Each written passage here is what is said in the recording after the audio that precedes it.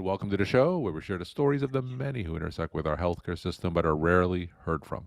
My name is Kevin Poe, founder and editor of Kevin MD. Rate and review the show at kevinmd.com/rate. Subscribe at kevinmd.com/follow. Today we welcome back on the show Rajani Katta. She's a dermatologist and she's the author of the books Conquer the Medical School Interview and The Successful Match. Her latest Kevin MD article is titled The MMI, the MMI being the multiple mini interview, 3 strategies to help you prepare. Rajani, welcome back to the show. Oh, thank you so much for having me back. I really appreciate it. So we'll get into your article in a little bit, but for those who didn't get a chance to listen to our first episode together, which was over a year ago, just briefly share your story and journey to where you are today.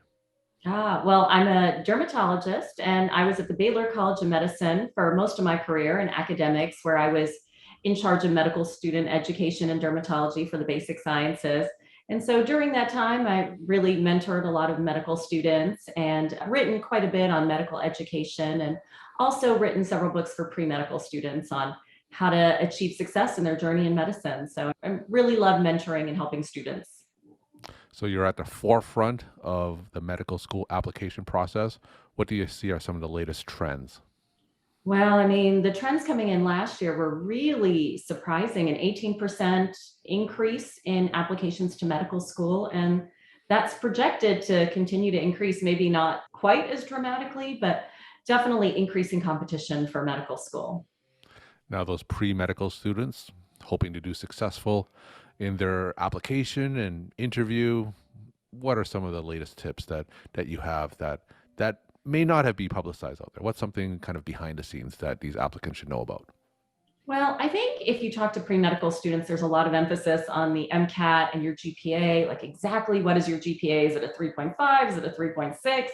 But I think one of the things that medical schools are really emphasizing a lot more is interpersonal skills, Mhm. communication skills, those those soft skills, those people skills. And so medical schools are really trying to examine different ways of testing for that. And in the past, it used to be via the traditional medical school interview. But right now, they're trying to incorporate different methods. So one of them is an online test called the CASPer test. And then another method is a different format of the medical school interview called the MMI. So I think that's one thing I really want to emphasize to students is it's really important to think about how you are going to emphasize these non-cognitive skills when you're applying to medical school. And that's the focus of your recent Kevin MD article, the MMI, the multiple mini interview, 3 strategies to help you prepare. And I have to say, this is something new to me because when I applied to medical school, I actually went to one of those combined 7-year programs and kind of right Oh, out of high school. So I didn't really have the full medical school interview process.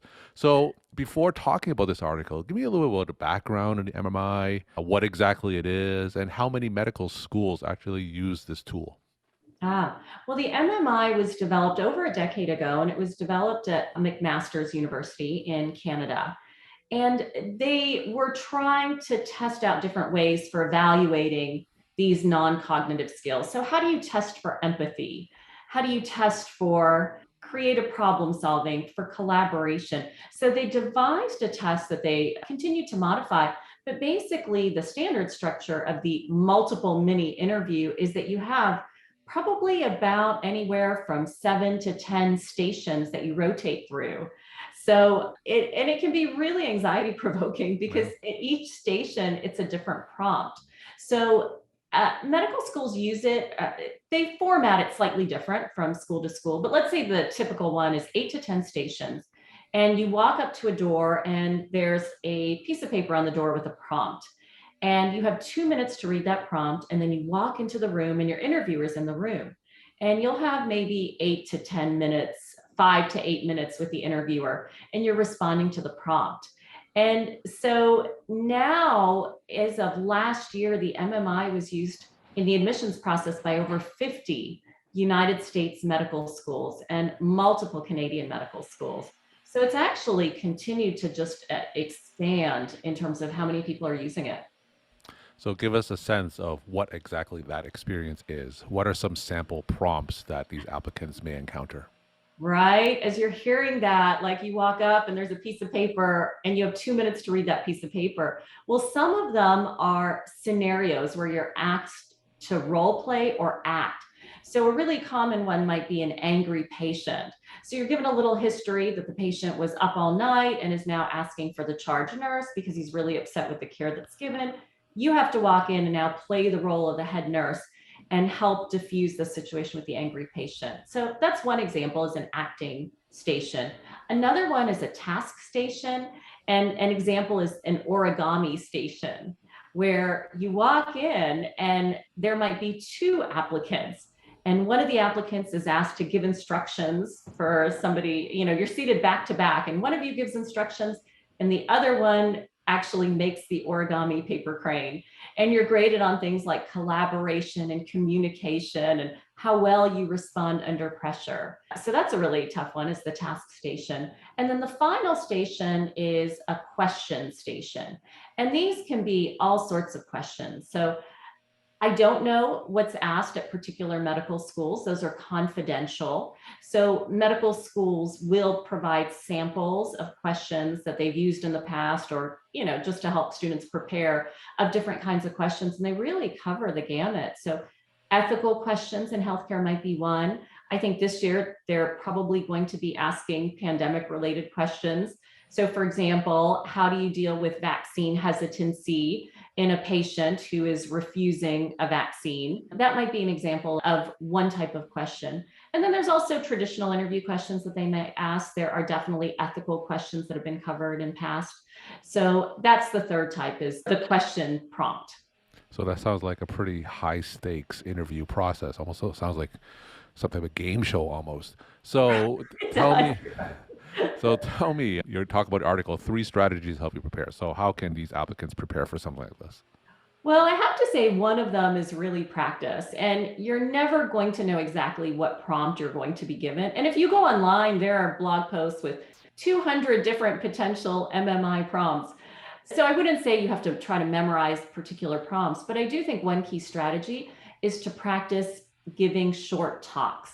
So by that, I mean, you only have 5 to 8 minutes, and really you have a little bit less than that with the interviewer because you want to give time for follow-up questions. So it's really important to set a timer and to start feeling what that feels like to speak for about 4 to 5 minutes on a really challenging topic. I mean, vaccine hesitancy. I mean, you could write a book on that, or people have written books on that. So really practice those time-bound answers. And then another strategy that I recommend is that you want to be prepared for the different types of prompts. So you really want to make sure, for example, that you understand well basics of medical ethics.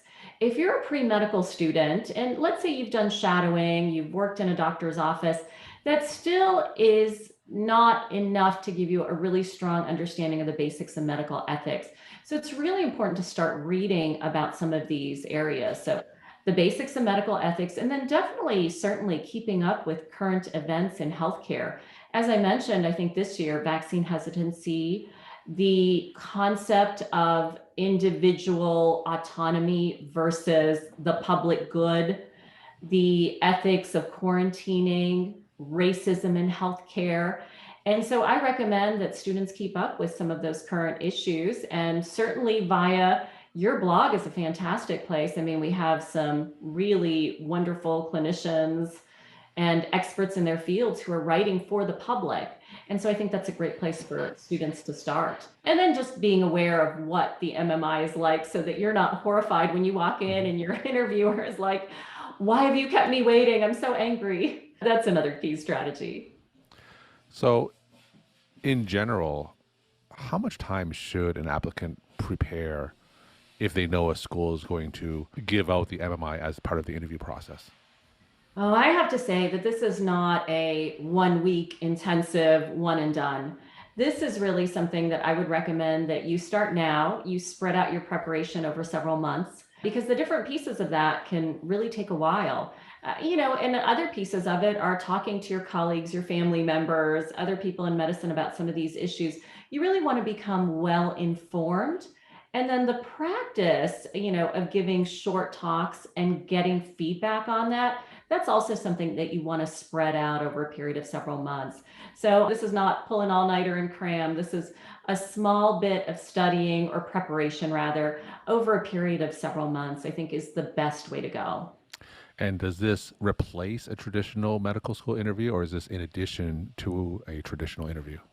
So it will typically replace it at the schools that are using it. So most schools are using one or the other. Although having said that, some schools have devised a hybrid form where you have an MMI, but then you also have the traditional one-on-one interview with a faculty member. So some schools are using hybrid. And even in the MMI, one of those stations, you have your 8 minutes with an interviewer. One of those stations might be, why did you apply to our medical school? So that's something that's a traditional medical school interview as well as an MMI question that you need to be really prepared to answer. And in terms of resources where applicants can prepare for the MMI, are there courses available? Is this something that they just have to, listen to podcasts like this to get tips? Where can they get resources to better help themselves prepare for something like this? So, in terms of the MMI itself, there's certainly a lot of online sample scenarios. I do have to say you've got to be careful when you're going online because there are a lot of sample scenarios, but you want to make sure that the sample responses are appropriate as well. So, the resources that I would recommend are the ones that are put out by the medical schools themselves. So, McMaster has some resources online, medical schools have some resources online to help you with some initial preparation. But I'd also say be careful because some medical schools say that you can't prepare at all for the MMI, and I disagree. I think Hmm. it's important to do the things that I've laid out. I have written a book on the MMI where I've provided 50 sample scenarios. So that's another good place to start, meaning looking for sample scenarios with sample responses and what makes for a good response. So those are some examples of things that I would recommend. We're talking to Rajani Katta. She's a dermatologist and she's the author of the books Conquer the Medical School Interview and The Successful Match. We're talking about her latest Kevin MD article, The MMI, which is the multiple mini interview, 3 strategies to help you prepare.